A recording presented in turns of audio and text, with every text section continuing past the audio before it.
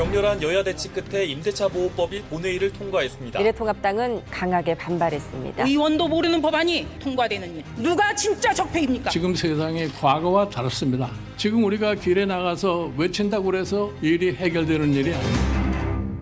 예, 우리 정치의 흐름을 짚어보는 시간이죠. 월간 박지원 의원이 국정원장으로 가시면서 오늘은 스페셜 월간으로 월간 하태경을 준비합니다.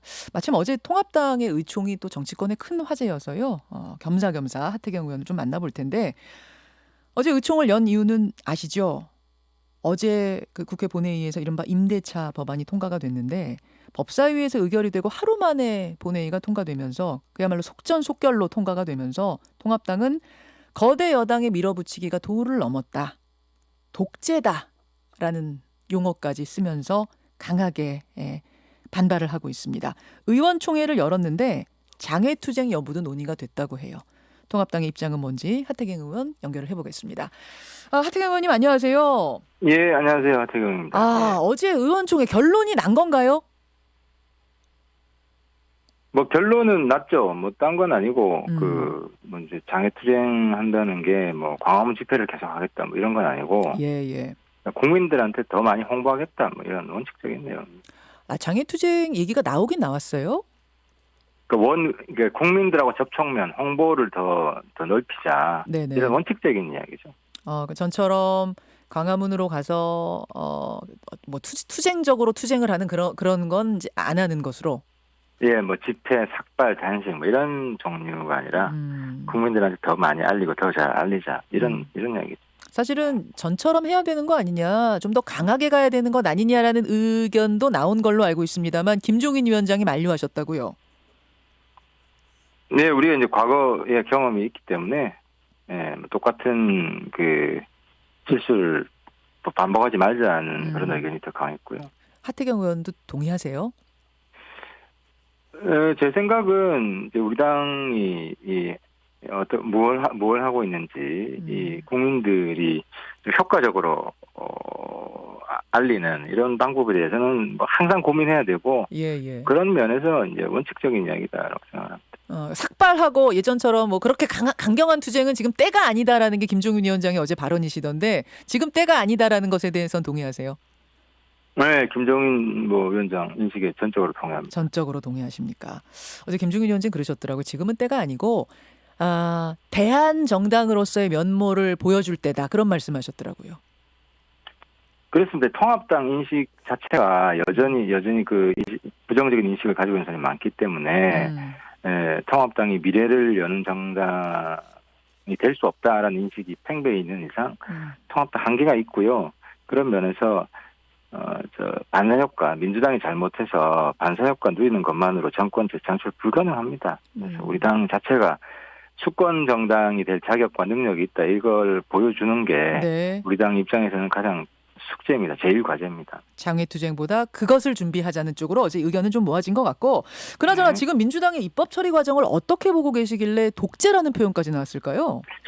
그러니까 이제 저는 사실 이제 과거 운동권 출신이 제일 많잖아요. 이제 이인영 이번 정무부 장관 됐는데 이인영 장관 인식에도 보면 바뀐 것도 있지만 안 바뀐 것도 아직 강하게 있어요. 예를 들어서 뭐 이렇게 이해하시면 될 겁니다.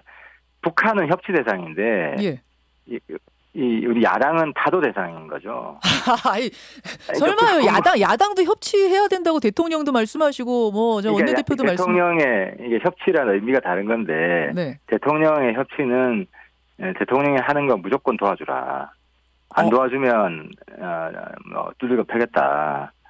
이런 내용이잖아요. 지금까지 보면. 그러니까 대통령이 지난번에 국회 와서도 협치 강조했고 원내대표 불러가지고 협치 강조했는데 그리고 민주당 형태를 보더라도 자기들이 반드시 통과시키겠다는 법률이나 이런 어젠다에 대해서는 무조건 우리 통합당이 도와주는 게 협치지. 그러니까 기본 인식이 우리가 여전히 군부 정권 후예이기 때문에 이제 적대시하는 게 강하게 깔려 있고요. 통합당에 대해서. 그러니까 근데 아무튼 뭐 북한에 보여주는 성의 반만이라도 야당과 좀 협상을 하려 하고 예. 집요하게 북한과는 뭔가 협상을 하려고 하고 뭐 북이 욕을 그렇게 하더라도 참고 그러잖아요. 예. 근데 그런 인내심에 정말 한 10%, 1%만 보여주더라도 이 국민들이 덜 괴롭지는 않을 거예요. 예를 들어서 이 법안 보면 쟁점 법안이 있고 비쟁점 법안이 있어요. 그렇죠. 쟁점 법안은 우리가 자체 원천 봉사하려는 가령 뭐 공수처나 뭐 이런 게 있고 이 임차인 보호하겠다는 거는 부동산 값 올리는 거 맞겠다. 이런 거는 쟁점이 될 수 없잖아요. 우리가 반대할 수 없잖아요. 취지에는 누구나 동감하는 그렇죠. 법이니까. 그러니까 취지에 동감하면 그 수단의 현실적인 효과가 어떻게 나타날 거냐에 따라서 좀 이야기해 볼 수 있는 부분이 있거든요. 그러니까 저도 이제 법안 소위원회 해보면은 의원들이 기본적으로 다 합리적인 분들이기 때문에 그 이야기를 시간이 오래 걸리더라도 대화를 해보면 조금씩 타협안이 생깁니다. 그러면 사실 부작용이 적은 법안이 나오거든요. 그래서 아무튼 뭐 그런 면에서 아예 선언적으로 저 집단은 그러니까 대결 정치죠. 싸워야 된다. 군부 독재 후회라는 인상을 지금 너무 강하게 가지고 있는 것 같다. 그래서 얘기도 안 하려고 한다. 지금 이런 느낌을 받으시는 거군요. 통합당은. 여전히 적폐 집단이라고 생각하잖아요. 여전히 적폐 집단. 아니 근데 웃기는 거는 말씀하세요, 의원님. 아니 뭐 이제 웃기는 거는 이 괴물과 싸우다 괴물과 닮아간다고 자기들이 지금 오히려 뭐 사실 제2유신 독재 분위기잖아요. 민주당 형태가 예를 들어서 이번에 축조 심사, 그러니까 민주주의의 가장 큰 특징이 다수결이 원하는 대로 간다. 이런 형식적인 면이 아니라 민주주의 가장 이게 간접 민주주의고 의회주의인데 그 핵심이 이제 축조 심사라 그러죠. 법안 한 조 다 협의하고 토론하고 그건 아예 이번에 생략해 버렸잖아요. 괴물을 욕하다가 괴물과 닮아간다. 그 얘기는 군부 독재 욕하다가 지금 그런 독재를 하고 있다. 그 얘기 하시는 거예요? 협치가 사라졌다.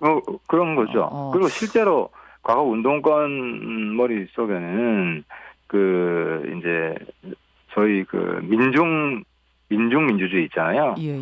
그 반대 세력에는 독재를 해야 된다. 그게 민중민주주의 민중 독재인데 그런 파퓰리즘 독재를 하고 있는 거죠. 그렇게까지 지금 통합당이 느끼고 계신다는 이야기인데, 근데 민주당은 이제 이렇게 얘기를 합니다. 임대차 법안이나 공수처 법안이나 지난 국회에서 충분히 논의는 됐고 그때 처리했어야 하는데 야당이 발목 잡아서 못했던 거, 그걸 이번 총선에서 거대 여당을 만들어 주셨으니 지난 국회에서 못했던 거 하라고 찍어주신 거 아니겠냐, 힘을 모아주신 거 아니겠느냐, 그러니 어서 처리해야 한다, 이렇게 이야기를 하시더군요. 그러니까 이제 본인들이 무오류라고 생각하는 건데요. 예를 들어서 지난번에도 사실 4+1 그때는 패스트트랙으로 했잖아요. 선거법. 선거법이 대표적인 사례인데 자기들이 만들어 놓은 법 사실 자기들이 어긴 거 아닙니까? 자기들이 위성정당을 만들고. 위성정당. 그러니까 그리고 특히 이번에는 발목 잡을 수가 없잖아요, 숫자가. 아니 토론 하나도 안 하셨어요? 저기 민주당에선 토론하자고 요청을 하는데 안 나오시더라, 그렇게 얘기하시더라고요. 며칠 전에 출연하셔서. 핑계고 뭐 소위 구성을 아예 안 했잖아요. 법안 소위 구성. 그거 하자고 했는데 안 나오셨던 거 아니에요? 뭐 토론 좀. 아니 그게 아니 소위 하자고 그랬대요. 우리 당 의원들 이야기 들어보니까. 근데 그냥 안 할 명분만 만들어 놓고 바로 이 상임위원회에 올려가지고 통과시킨 거죠. 또 상임위원회에 올려놔도 뭐 찬반 토론을 좀 해요. 이런 찬반 토론 하나도 없고, 그래서 어쨌든 좀 해보자고 그러셨어요. 거기서 올라왔을 때. 근데 해보자고 했는데 그냥 대놓고 강행한 거잖아요. 그럴 여지가 전혀 없었다. 그냥 안간상에 대응했어요. 알겠습니다. 지금 뭐 국민의당도 그렇고 정의당도 이 처리 과정에 대해서 논평을 냈더라고요. 이제 문제가 있었다는 논평을 냈던데, 혹시 국민의당뿐만 아니라 정의당과도 어차피 지금 야당의 수가 적기 때문에 뭔가 공조를 할 가능성이 있습니까?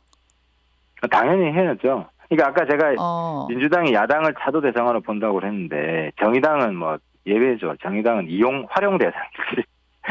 자기들 필요할 때만 예우면 먹고 안 그러면 뭐 내팽개치고 이런 건데, 이제 정의당도 이번에 이제 박원순 시장 그 사건 때 보면 좀 많이 바뀌고 있잖아요. 이제 입장들이 구좌파, 신좌파 이런 대립도 나타나고, 그리고 신좌파가 훨씬 도구만이 덜 빠져 있는 모습도 보여주고 있고 하기 때문에 정의당과도 더 적극적으로 연대할 필요가 있다고 생각합니다. 가능성이 있다고 보시는 거예요? 예, 사실은 사실 통합당하고 정의당은 예. 굉장히 거리가 멀었는데 지난 국회에서 손을 잡을 가능성이 있다.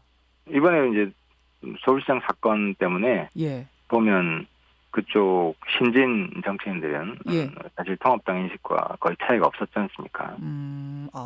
이게 박원순 시장의 조문을 바라보는 입장 뭐 이런 거 말씀하시는 것 같고, 그렇죠. 예. 예, 이 의혹에 대한 입장들이 그쪽의 신진 정치인들, 새로 이번에 정치에 입문했던 그 의원들과 차이가 없는 것을 확인했다. 그 얘기는 같이 뭔가 해볼 수 있는 여지를 보셨다는 거군요. 네, 그렇습니다. 알겠습니다. 하태경 의원 지금 만나고 있습니다. 그나저나 부산시당 위원장 되셨더라고요. 예, 제가 부산에 좀 더 관심을 가지고 많은 일들을 하려고 하고 있습니다. 예, 이번에 부산에 수해가 커서 지하 빗물 터널 만들어야 된다 이런 제안을 내놓으셨어요. 그 부산 수해의 특징은 네. 만조가 겹칠 때입니다. 그러니까 이제 바다로 물이 빠져야 되는데 바닷물이 더 올라오니까 이제 피해가 심각해지는 건데요.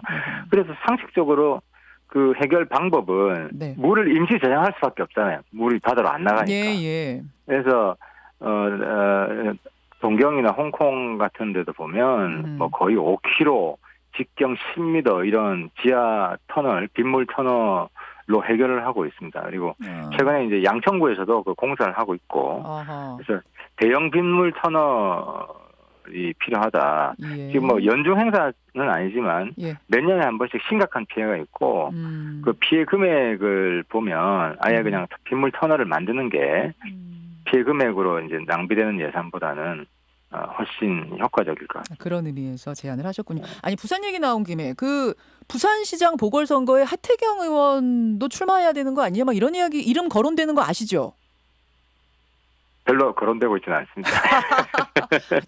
저만 봤나요? 아니 혹시 생각은 해보셨어요? 저는 이제 제 정치 이 스타일이나 예. 아무튼 제가 쭉 다 정치하는 걸 볼 때는 중앙에서 예. 역할을 하는 것이 행정보다는 중앙 정치에서 역할을 하는 게 더 맞다라고 저는 생각하고 있고요. 어쨌든 이번에는 중립적 관리를 잘해서 압도적으로 이길 수 있도록 제가 헌신하려고 합니다. 뭐 확실하게 지금 입장 밝히셨네요. 부산 네. 시장 자리를 지금 생각하고 있지 않을 뿐만 아니라 아니다라고 보시는 거죠? 예, 그렇습니다. 그거 뭐 분명히. 그럼 뭐 누구 좀 보입니까 후보는? 지금 너무 많아가지고요. 너무 많아요. 부산은. 하마평에 오르는 분들이 뭐 한 10분 이상 돼서 오히려 이제 내부 경쟁이 과열되다 보면 이게 오히려 이제 선거에 마이너스가 되거든요. 예를 들어 뭐 중간에 경선 과정에서 배제되면 무소속으로 나온다든지 아니면 경쟁이 너무 치열하면 오히려 뭐 우리 편을 안 도와준다든지. 그래서 제가 일성이 부산시당 위원장되고 일성이 현직 의원들은 경선 중립이다. 현직 의원은 참여하지 말아라.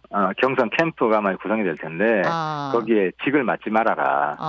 왜냐하면 현직 의원들끼리 뭐 이렇게 싸우다 보면 감정도 상하고요, 사람들이. 알겠습니다. 그런 원칙 가지고 있고 좀 출마하시겠다는 분들은 많이 보이고 이런 상황. 본인은 아니시고. 네. 정의당 이야기를 했더니요. 지금 채팅창과 뭐 저희 문자 메시지로 들어오는데 보면은 정의당은 통합당하고 손잡을 생각 안 할 것 같은데 하태경 의원님 혼자 생각하시는 건 아닙니까? 이런 질문들 꽤 들어오거든요. 혹시 얘기를 좀 나눠보신 것도 있어요? 물밑으로? 정의당 저는 뭐 원내 지도부가 아니어서 결과적으로 똑같은 목소리를 계속 내게 되면요. 연대 자연스럽게 하게 됩니다. 그러니까 그 정의당의 근본적인 문제가 정의당이 갈수록 세가 약해지는 것이 정치는 기본적으로 연대입니다. 적절한 타이밍과 적절한 그 이슈를 가지고 계속 연대를 할 수밖에 없는 거죠. 자기들 소수파기 때문에. 근데 연대에 대해서 아주 소극적이고 부정적인 DNA를 가지고 있는 것 같아요. 정의당을 보면.